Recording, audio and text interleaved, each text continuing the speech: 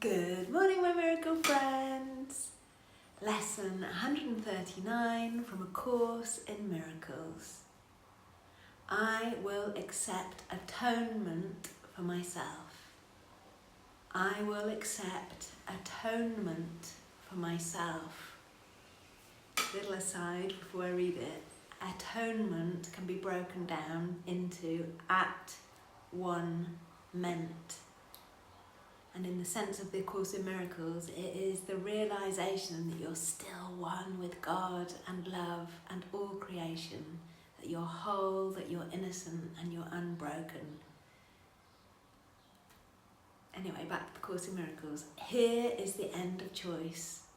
For here we come to a decision to accept ourselves as God created us. And what is choice except uncertainty of what we are? There is no doubt. That is not rooted here. There is no question but reflects this one. There is no conflict that does not entail the single, simple question, what am I? Yet who could ask this question except one who has refused to recognise himself? Only refusal to accept yourself could make the question seem to be sincere. The only thing that can be surely known by any living thing is what it is. From this one point of certainty, it looks on other things as certain as itself. Uncertainty about what you must be is self-deception on a scale so vast, its magnitude can hardly be conceived. To be alive and not to know yourself is to believe that you are really dead. For what is life except to be yourself, and what but you can be alive instead? Who is the doubter? What is it he doubts? Whom does he question? Who can answer him? He merely states that he is not himself, and therefore, being something else, becomes a questioner of what that something is. Yet he could never be alive at all unless he knew the answer. If he asks as if he does not know, it merely shows he does not want to be the thing he is. He has accepted it because he lives, has judged against it and denied its worth, and has decided that he does not know the only certainty by which he lives. Thus he becomes uncertain of his life, for what it is has been denied by him. It is for this denial that you need atonement. At-one-ment. Your denial made no change in what you are, but you have split your mind into what knows and does not know the truth. You are yourself. There is no doubt of this, and yet you doubt it. But you do not ask what part of you can really doubt yourself. It cannot really be a part of you that asks this question, for it asks of one who knows the answer. Were it part of you, then certainty would be impossible. Atonement remedies the strange idea that it is possible to doubt yourself and be unsure of what you really are. This is the depth of madness. Yet it is the universal question of the world. What does this mean except the world is mad? Why share its madness in the sad belief that what is universal here is true?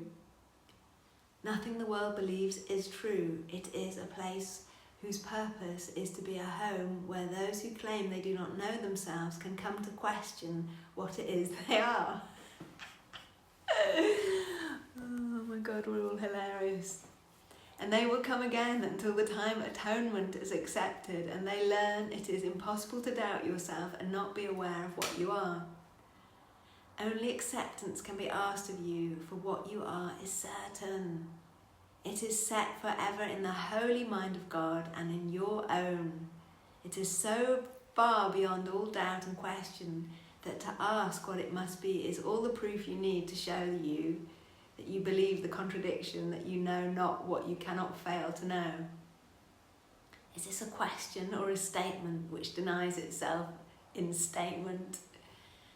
Let us not allow our holy minds to occupy themselves with senseless musings such as this.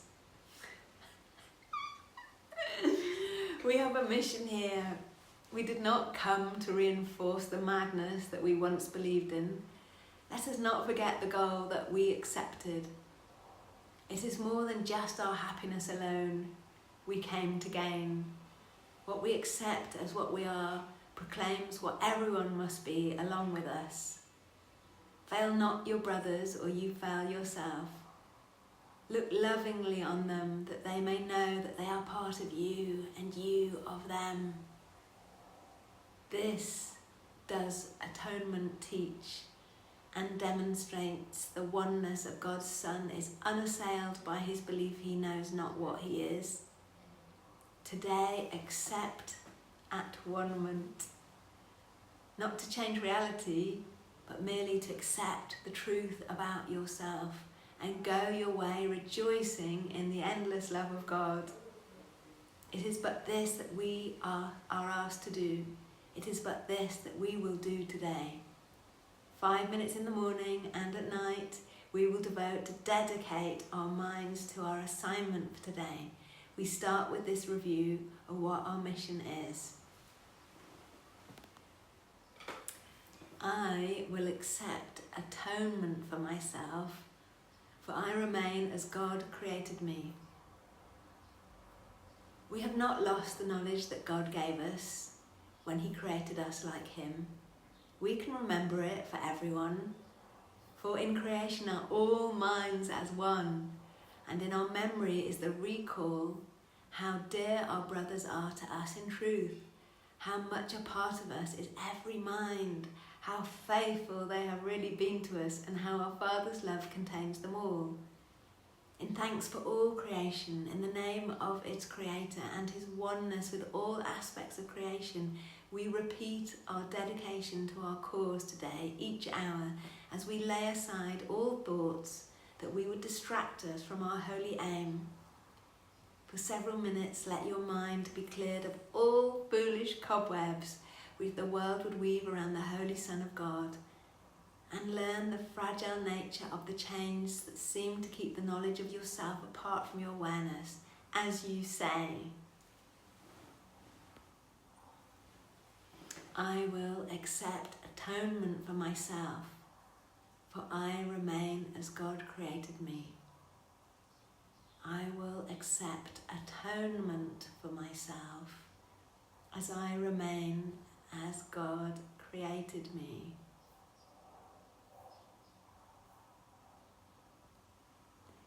And by accepting it for ourselves, as we think of our little selves, we're actually accepting it for all of us, because if we understand atonement is at-one-ment, it comes back to the same old, there's no place where I start and you end. We're all one here, this one Son of God here. It's fragmented into all these little pieces that we think are all little different, separate little twinkly bits. So I love the idea that at-one-ment is the realization that we are still one with God, with love and all creation, whole, innocent, unbroken. You know, you don't pay for your sins in the Course in Miracles sense of atonement. Instead, you awaken to the truth that you were never truly lost, you were never broken and guilty in the first place. So the atonement is the guarantee of the safety of the kingdom. It restores the wholeness or the original state of mind. And if we relate this to the latest science in quantum mechanics, which is literally my favourite thing at the moment, well, I've got lots of favourite things, but you know, in quantum mechanics, it suggests that the most fundamental level of everything is interconnectedness, which is exactly what this is saying. And a lovely quote from David Bohm, a physicist, is, in some sense, man is a microcosm of the universe. Therefore, what man is a clue to the universe. We are unfolded in the universe. So there's no place we're all separate. We're just an expression of the universe. Moment to moment, while we're in the time-space dimension, Beloved Divine, the perfect day already exists. Thank you for guiding us and everyone concerned to this in the at-one-ment and the atonement, when we realise I am you and you are me. You know, everyone we come across. There's no point in being angry with anyone or frustrated, because we're all one. So it's like you're punching yourself. Beloved Divine, the perfect day already exists. Thank you for guiding me and everyone concerned to this. Thank you for guiding us to this. God before us and God behind us. God to the left of us and God to the right of us. God above us and God below us. God expressed through us. God emanate from us. Touching everyone and everything, because we're all connected in the form, in the formless, in time, in space, in dimension. Where would God have us go today? What would God have us do today? Accept the atonement for ourselves. What would God have us say or not say today, and to whom? Have an amazing day. I definitely know I will, which means if I am, you will, because we're all one.